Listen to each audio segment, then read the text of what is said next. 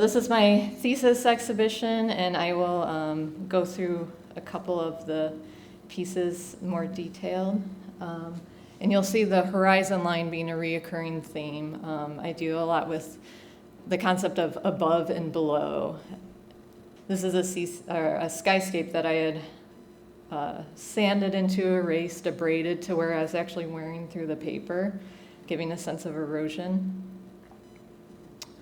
This is a seascape with a star field embossed in a graphite powder that was all over. So the piece really looks black, but it reflects the light. And then I also did some small sculptures that I worked with. I would create them in Boston, then bring them back here on breaks, and fill these vessels with seawater and let the seawater evaporate so you'd have the patina of time and place. This is a piece where those panels were actually left in False Bay for a few days, and then I'd photograph False Bay. So there's the actual bay working on the metal. And another piece similar where I was burying these spheres in different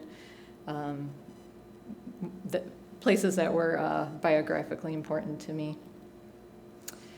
And then I moved back to the island, and I had a solo exhibition at a gallery in Boston a year later, so I was able to come back and be here in the place that I wanted to really create. I realized I needed to move back here for my own personal well-being and to create my work. So it was nice to have an expanded view after living here of the thesis work, but expanded into my own studio practice here. And I will go through a detail of some of the new works. This is called Swell, False Light, False Horizon, and a rare color piece. This is taken underwater and hints at my second body of work. And another installation view.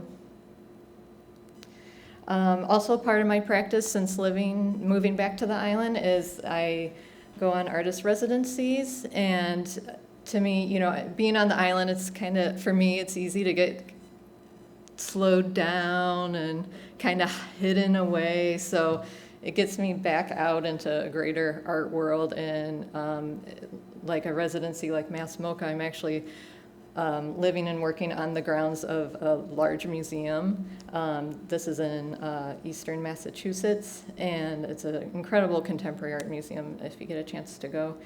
And then I have 12 colleagues for that month. And during this residency, my proposal was working with a collaboration with my professor, Barbara Bosworth, a colleague, Alyssa Minahan, and then Emily Sheffer of the Dust Collective. She has a small book publishing, she does a lot of handmade artist books. And so we did a piece together called Tide and Air, and it's a bi-coastal collaboration. I documented the sea and sky as it changed from first light in the morning to full daylight. So all of those images were taken within a half an hour of each other. So every body of work in here, the first one was Barbara Bosworth, the second one is Alyssa, and then the third is mine. It all focuses a lot on time as well. Okay, and then my final body of work that I'm going to share is what I'm currently working on. It's a body of underwater photographs that I started during the coronavirus pandemic. And I'm a longtime cold water swimmer, but it was something that I could do during lockdown, was go out into the water and be by myself, or socially distanced from a friend. And to me, that was a really emotionally difficult and confusing time. And I still don't quite have my artist statement together because I feel like I'm still kind of coming out of it. But I keep going back to this quote by Elizabeth Bishop for this body of work. It's from her poem Seascape. Heaven is not like flying or swimming, but has something to do with blackness and a strong glare. And to me, that talks about above and beneath and a little bit of an awkward reaching for transcendence. So with this work, I like confusing whether we are underneath the surface or kind of almost up in the clouds or up in the night sky. And the process is similar. Some of this is shot on film, some of it is digital. And then I export onto art paper and enhance with graphite powder. This is high intertidal. This is a diptych. And then I also chose to work with the sea creatures that you see, and specifically the jellies and invertebrates. And with the jellies, you're able to get pretty macro with them and kind of abstract them into basic forms.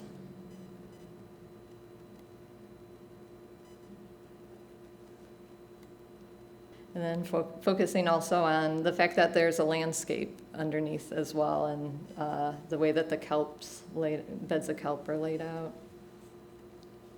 And I feel like these are underwater landscapes.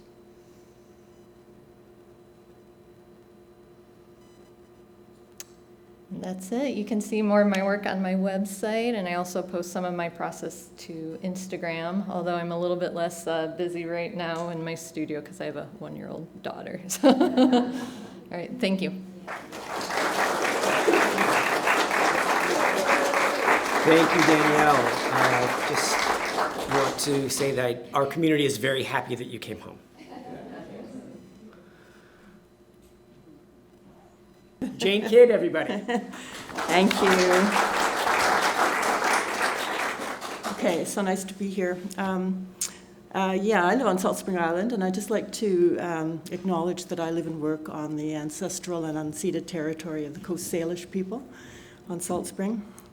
And I need to thank Peter Lane and the amazing volunteers at the museum. What a phenomenal resource you have. And of course, endless thanks to Richard Steele and Patrick McCullen and Yale Wand from Salt Spring, who have, at their end, made this all possible.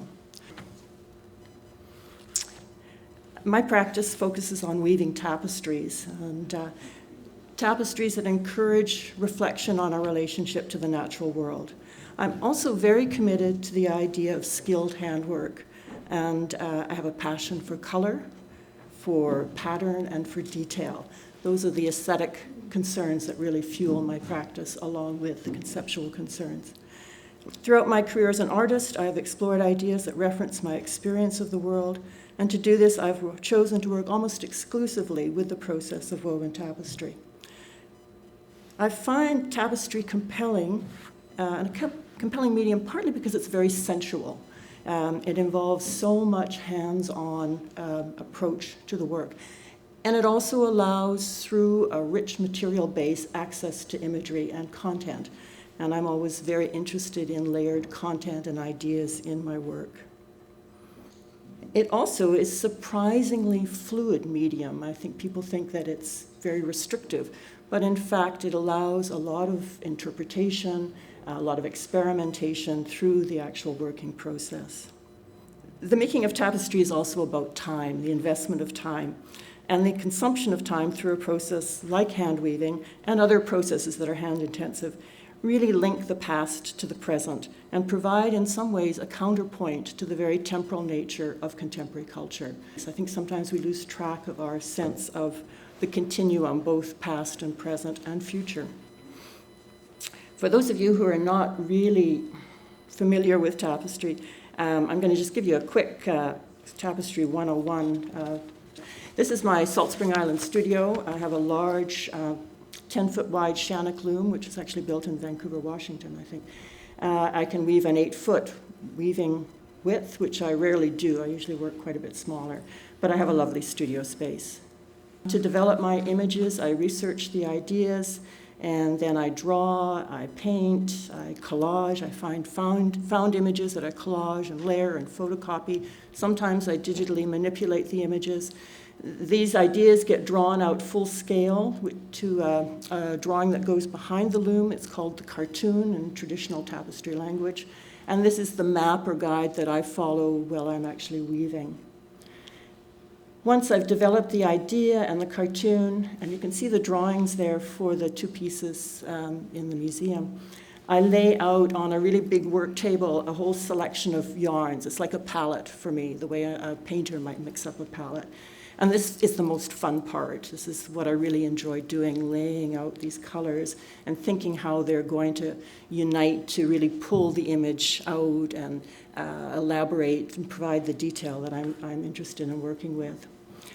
Once I've established the palette, I'll start to put yarns together. I work with very, very fine yarns so that the actual thread that I'm weaving with might be carrying 4 or 5 threads. In this way, I can create quite complex colors, as you can imagine. So if you've got 4 shades of blue and 1 of green, you're getting a really rich kind of color. And also you can change one of those to make the colors more interesting and provide more shading. You can see the cartoon here behind the loom. The little dots are rare earth magnets that hold the cartoon in place. And that acts as a guide. And the image builds up slowly in discrete color areas. There's an array of bobbins that carry the weft thread. The weft is the dominant thread that you see in the weaving. The vertical warp threads get completely covered by the weft as you're working. And you work in, I could have hundreds of those threads across the piece as I'm working. It's the simplest possible technique in terms of weaving, over 1 thread, under 1 thread. But the complication comes in the fact that you can go over one thread, under 1 thread, and then change colors, introduce another color. So the potential for detail and color shift is extensive, extraordinary, and really quite engaging, because you make all these decisions and you can change things as you go. I've worked on a number of themes throughout my fairly lengthy career. Certainly the dynamics of color, symbolism, the value of handwork is always a subtext in my work. The assimilation of nature into material culture, genetic modification. And for the last 10 years, I've really been focusing on our very complicated and often destructive relationship with the natural world. And the series of works that are in the museum are really part of that. The 2 series that initiated that work come from Land Sentence series. The first work in the series, Land Sentence Arbor, references land use issues, in particular the effects of deforestation, drought, and infestation on the forest and grasslands in Western Canada. I'm interested in the human impact on the environment, and I've become fascinated through this series with the effect of technological data, the way we record the environment, and as a way of understanding it, but also sometimes a way of distancing ourselves from it. So I'm really interested in the way we perceive the natural world through technology and how that might affect our relationship with a more intimate relationship to the environment. Land Sentence Pool, our relationship to water use. My images are very abstract. They come from my research, but they are fairly cryptic, and I like people to delve into them and investigate them from a personal point of view. Land Sentence Zoo, the effect of with our relationship to the diminishing animal kingdom, our impact on animal habitats. Another series of works that led into the ones in the museum come from the Phenomena series. There's 4 works in that series. Dry, wet, melt, and burn. I'm going to show you 2 that I think have particular significance right now in terms of what we've all been experiencing. This is Phenomena Wet. These works explore the landscape in crisis, particularly because of the effects of dramatic weather events.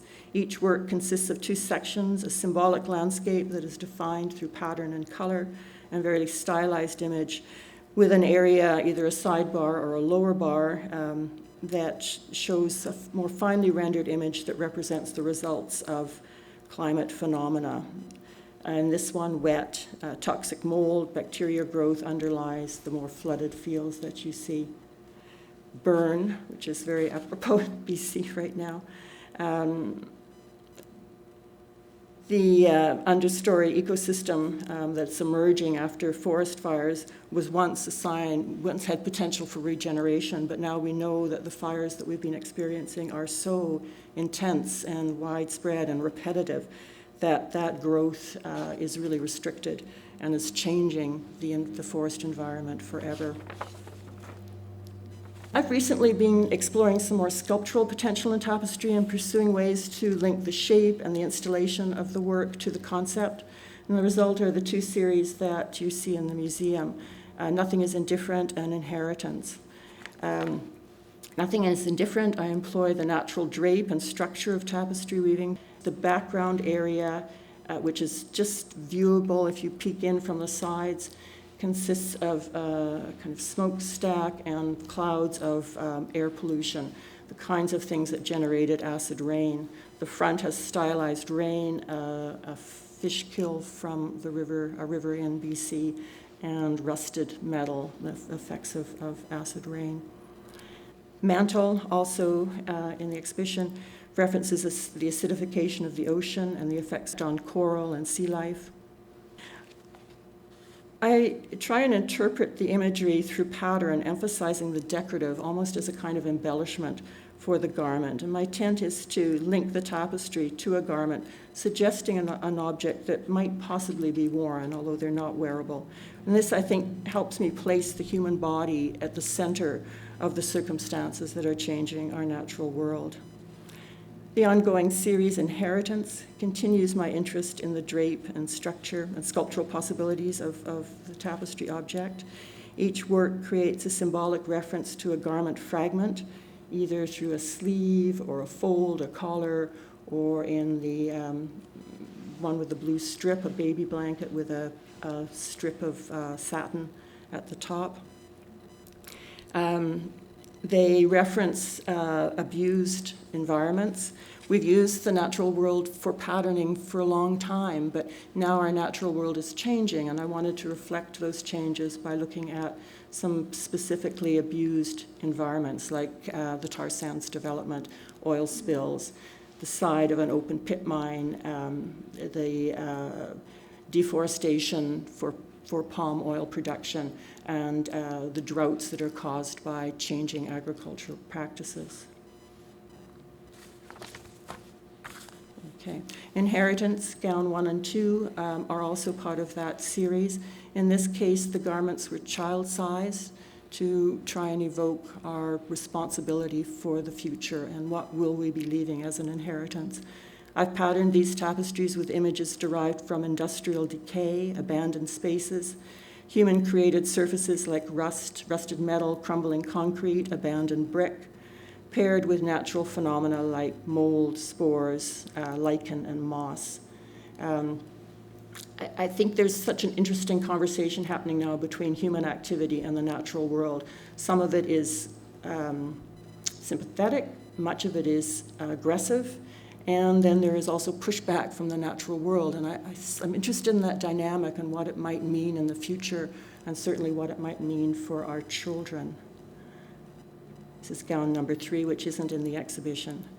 I'm interested in the relationship or the struggle between the remnants of human activity and the regeneration and at times destructive power of the environment. I see my work as a warning of environmental disaster and a call to pay attention and recognize our complicity in environmental carelessness. I also hope that through my work I offer the chance to celebrate the skill and the value of the handmade object and to encourage viewers to look closely and pay attention. Actions that I feel have a parallel value in our relationship to the world around us. And like Danielle, I encourage you to go to my website where there's many, many more works and more information about my practice. So thank you very much.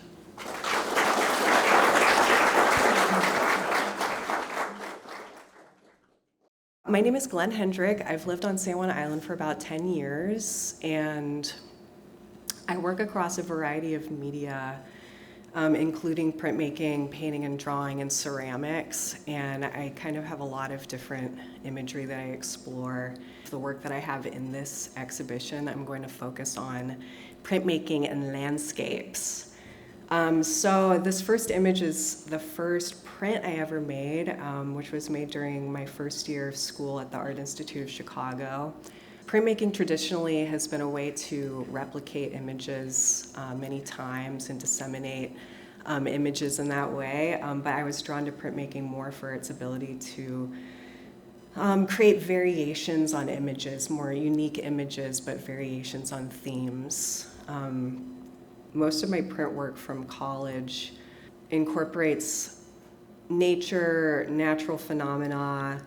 So I was working a lot with photographic processes and really thin Japanese paper and kind of layering ink on paper and seaming paper together to make larger images and seeing how those could float from the wall. So this series is like clouds of cream and water, and so I'm kind of bringing in those natural cloud systems in the ways that I could at that time. I moved to San Juan Island in 2013 to intern on a horse farm and mostly to get out of Chicago for a little while, get some nature. And the change of scenery really made its way directly into my work pretty much immediately. I started doing a lot more landscape explorations and just kind of just living in this incredible environment. It's so different from the Midwestern landscape that I had been living in for most of my life, which is incredibly flat. In Chicago, you have to go up into a pretty tall building if you want to see anything, get any perspective on your landscape. But here, it's just these vertical drops and these views out to the islands. I'm also the co-director of Alchemy Art Center, which is a community art center on San Juan here. And we got started in 2018 with a ceramics department, and in 2019 we opened up our printmaking department, and so I had access to a press again, which was really great. And this series, which is called River and Mountains, is from that series. It's monoprints using woodblock printing. So rather than carving into the blocks, I'm using paper stencils and layers of ink to build up these images. So I'm still using the wood grain, but I'm not actually making carving marks into the block. This also led directly into the work that I made for the Archipelago show. It's a direct continuation of that process. So these images are built up to get a solid color, and then often printing that block again to get a ghost print to start a new piece. I'm working on these pieces kind of several at a time and printing back and forth and ghost printing, using cut paper, stencils and collage to build up these images. So unlike a lot of printmaking, which is more it's more edition specific, it's exploring building up unique images using the process of printmaking. For me, there are these elements that remain the same, and it's kind of like the bones of the image are the same, depending on the pair or the series. It's like you can see these same sort of mountain elements or water elements. But the difference in the printing process and the layering of colors creates this effect that exists here, which is just this constant change in atmosphere that's coming through and blowing through and just changing. And just by the moment, sometimes the light and the colors are just completely different from one day to the next or one moment to the next. And it just makes me feel like those kinds of landmarks that you see in your day-to-day life, they're just so ephemeral here in the islands, and that's something that's endlessly fascinating and magical to me. Oops. Okay, so these are the last two of this series that I'm going to show. These two both have collage elements. And then shortly after that, I moved into just a more traditional monotype printing realm, which really got me back into the roots of my printmaking time. I'm kind of still exploring the same imagery, but monoprinting or monotype printing is a really fun way to make images. It's reductive and additive and really fluid and inky. It's very printy. It's very fun. You soak the paper, and the paper's like this nice thick cotton paper, and you get like this nice kind of imprint of the plate on the paper, and it's just really velvety. So these are just some more landscape-oriented prints that I was working on kind of shortly after the Salt Spring Archipelago series. And just still kind of playing with these vistas and these sort of overlapping sort of curtains of perspective. And then I just wanted to finish up with just a few just sketchbook watercolors. These are just kind of notes for future work. I work across media, like I said, and so I do a lot of work in painting. And I just wanted to mention, I am part of a group show that's up at the community theater right now, which is just across the parking lot there, and the lobby is open today during the break between these shows, and I'm part of a group show that's the Alchemy Art Center staff show, and I have some ceramic pieces in there, so if you want to see something that's wildly different from what is featured in the Archipelago show, I recommend you go take a stroll to the community theater at some point, sort of in between the two talk halves. So thank you so much for your time and for, I'm just so honored to be part of this amazing show. So thank you so much.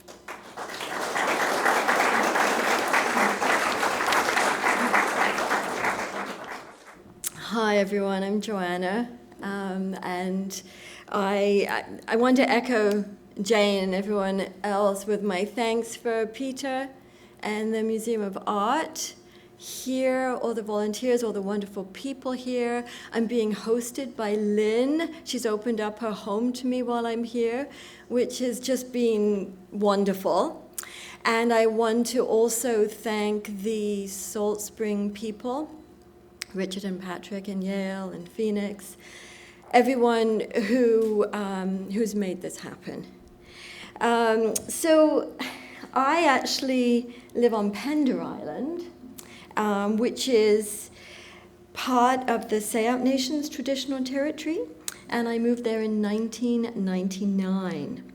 Now, Pender is a little different to Salt Spring and very different to San Juan Island. We are the second largest Gulf Island, the southern Gulf Island, but we only have 2,500 full-time people, which seems quite a lot because when I first moved there were only 800. So in the last 2 decades, a lot of things have changed on my little island. Now, when I moved to Pender, I noticed it really had a significant effect on the art that I was making. I moved from Vancouver, and the focus of my art practice changed to be centered around issues of land degradation and loss of species. And I've been exploring those ideas for the last 20 years or so.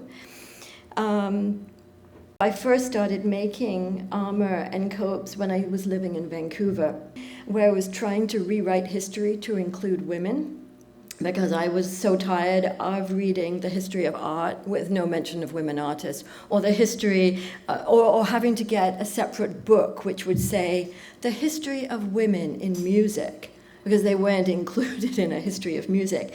So this body of work uses recycled painted, melted painted bubble wrap. I love the idea of armor, the fact that it suggests the body, that it suggests the idea of protection.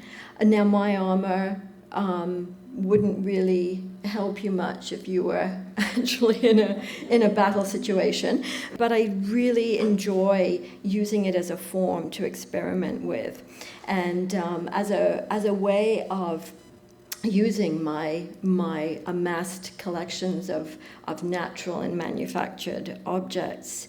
Sometimes when I'm collecting with a specific project in mind.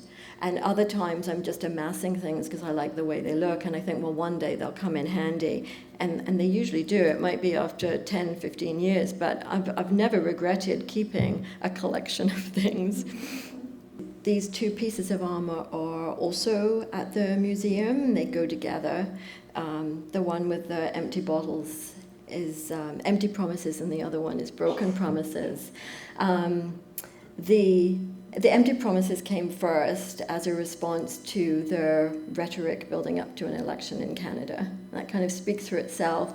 The broken promises, they're shells that are no longer useful as homes to living creatures. And the inspiration for that in particular was the growing homelessness in Canada. And I finished that in 2019, I think, and since then the problem has only got worse. Now, from all the pieces that I have in the show at the gallery right now, there are sort of three main themes underlying them. One is the loss of habitat and species due to human activity. And then there's the upending time by creating pieces that look like relics that have just been unearthed, but that actually document the future rather than the past. And then storytelling, which is a very rich textile tradition. A lot of textiles have stories built within them.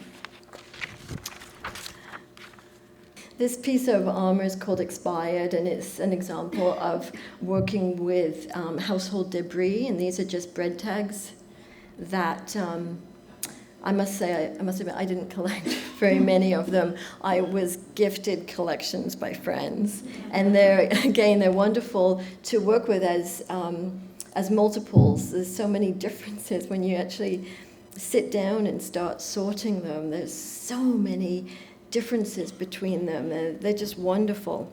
And I find that the fragility and endurance of textiles is a wonderful metaphor for the environment. Archaeologically and historically, very few textiles survive, but those that do have been preserved by perfect conditions and extreme care. And so the concept of the robe ward is, imagine a future archaeologist 3,200 years from now discovering this trove of artifacts, like Howard Carter uncovering the tomb of Tutankhamun. They would find coded documentation of a global civilization on the brink of self-induced extinction, a record of the follies of humankind, along with clues to a potential future. Now, this is one of the medieval copes that is at the gallery. It's called Horror Vacui, and it's covered with buttons.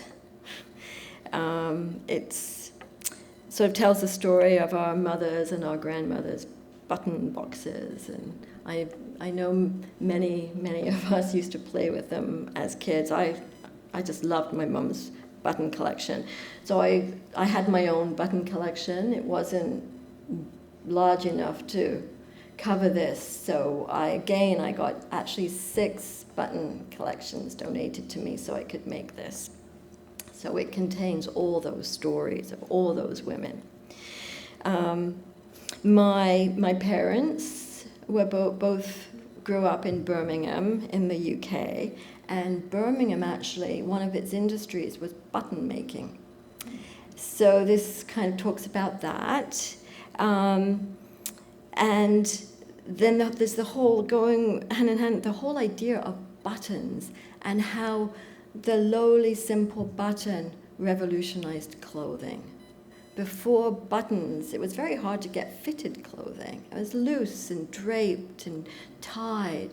And as soon as you had the button, you could have fitted clothes. So I love the idea of that.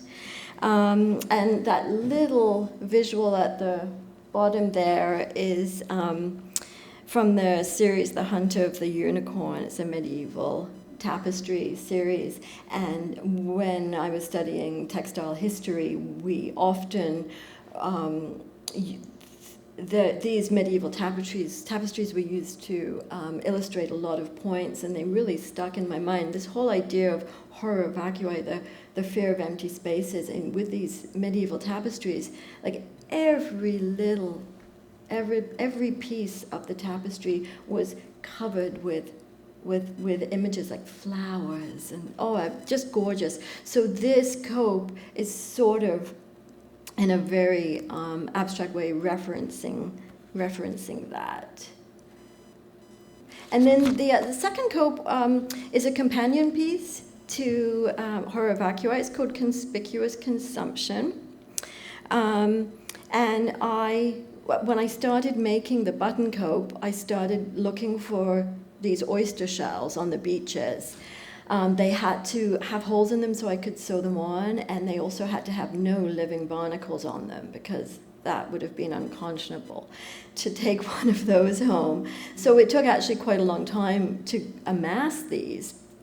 But if you see the inset at the bottom, this is a photograph of the debris that was a result of punching out buttons from imported shells in Birmingham during the boom of that button-making industry. So those shells were shipped to the UK, brought by train to London, and like shipfuls and shipfuls of these mother-of-pearl shells. And then around the factories, these huge middens of the debris from the leftover shells. So this was inspired by that, and really just comments on how there's a real disconnect sometimes between production and the ownership of items that we don't make ourselves. There's so much waste that we are not even aware of. So that's what this piece is commenting on. Now, I also have the 8 weavings that make up a series called the Chorus. They're Morse code weavings. Each piece has its own Morse code message woven within it. They create kind of an abstracted analytical engine programmed to transform the past into the present and to translate the future into cryptic Cassandrian prophecies. So I'm really interested in nonverbal methods of communication like Morse code and semaphore, because I'm old enough to have learned semaphore when I was a brownie. And I just love these forms of communication that have fallen out of use. And Morse code especially, it just creates such beautiful patterns. Now, I had to figure out how to weave Morse code. Like I decided I wanted to weave Morse code, but I didn't know how I was going to do that. And then I found a traditional weaving pattern called Summer and Winter. And it was popular in the 1800s in Eastern Canada to weave coverlets. They were usually woven in blue and white, and one side would be more blue, and that was the winter side, and one more white, and that was the summer side. So you'd flip them according to the seasons. So the nice thing about that, the summer and winter pattern, is it's based on A blocks and B blocks. So you've got, those blocks make up the pattern. So you've got this binary pattern that I could then translate into Morse code. So the A blocks are the dots and dashes, and the B blocks are the spaces in between. But that whole binary system also kind of refers to jacquard looms, which you had a system was put on top of a loom, and they were punch cards, and it enabled very complex patterns to be woven by just one weaver rather than a weaver and a child who used to either sit below or on top of the loom and actually pull strings to create the pattern. And another interesting thing is that the jacquard loom was the inspiration for Charles Babbage's analytical engine, which was the first general-purpose computer. If you look at the middle image there, a close-up of one of the pieces, I think that one in particular, like it really looks like a circuit board. Anyway, Ada Lovelace worked with Charles Babbage, and she has a wonderful quote. She said, "The analytical engine weaves algebraic patterns just as the jacquard loom weaves flowers and leaves." So she really made that connection. The messages that I've chosen to weave into this series are fragments from poems. And they could be the last words our endangered species silently scream before they disappear forever. They all comment on the transitory nature of life along with its fragility and beauty. It was a lot of fun looking for the perfect quote from poems. It was, and once I had decided on a particular quote, that quote actually became integral to the piece, and the colors I used and the way it was designed and set up were directly linked to the quote. I chose to, all except for the black and white one, I chose to dye all the warps and wefts with natural dyes. So that was a huge exploration for me, because not only am I really not a weaver, I can weave, but I don't weave very often. So the act of weaving was very new for me. I was going back to when I learned to weave in the 90s and rediscovering it. So I also taught myself about natural dyes and how to dye with them as well. And that was a wonderful exploration in and of itself. And it's completely changed the way I use color in all my work now.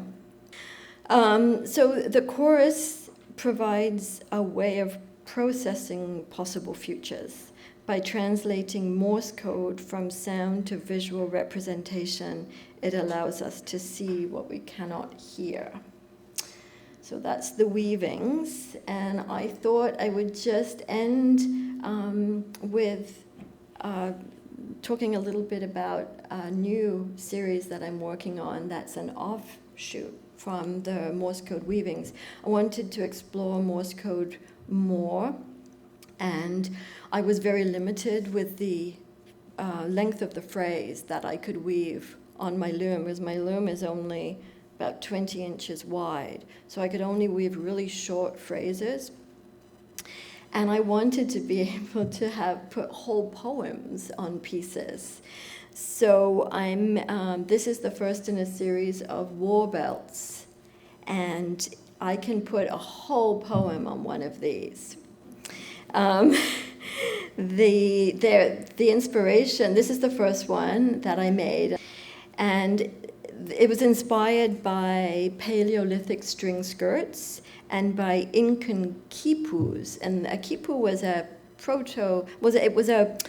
proto-writing, form of proto-writing, where knots were made on strings that hung from waist. And some people think it was just a form of accounting, and other people think that there was a lot more to the system than that.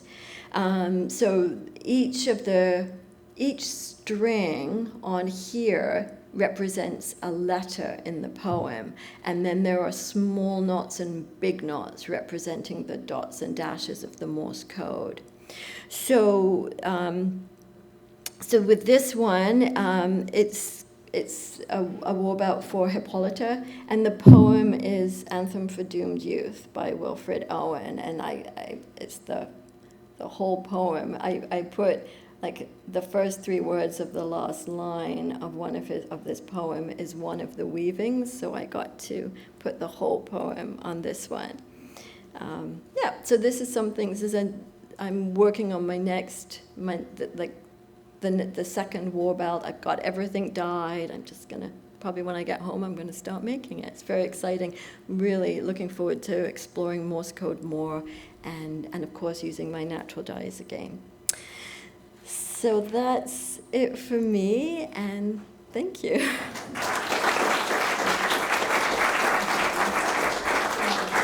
Thank you, Joanna.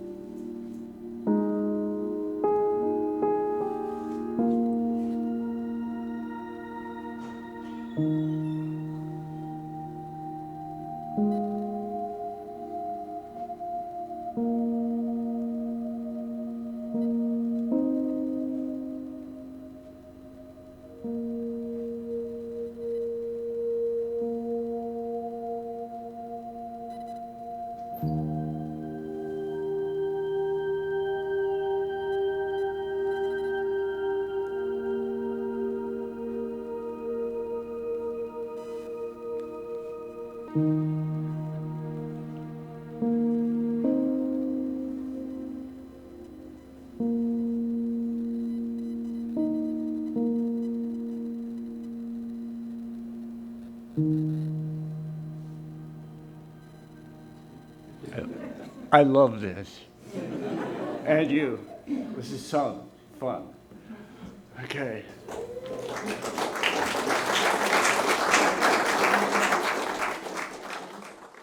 The last to go is Temoseng Chazz Elliott, and he can't be with us. So I am going to read what he sent. Chazzy is a much younger individual than I am, so this is your opportunity to envision me about half my age while I'm reading.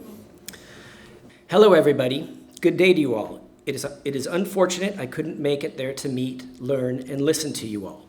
Nevertheless, it means so much to my heart that you have welcomed me to this show and have given me an opportunity to speak about my art. I thank you for your listening and your time. My traditional name is Temoseng. It was passed down from my father, and it comes from the traditional name of one of our Gulf islands. And that island, in English, is known as Tumbo Island.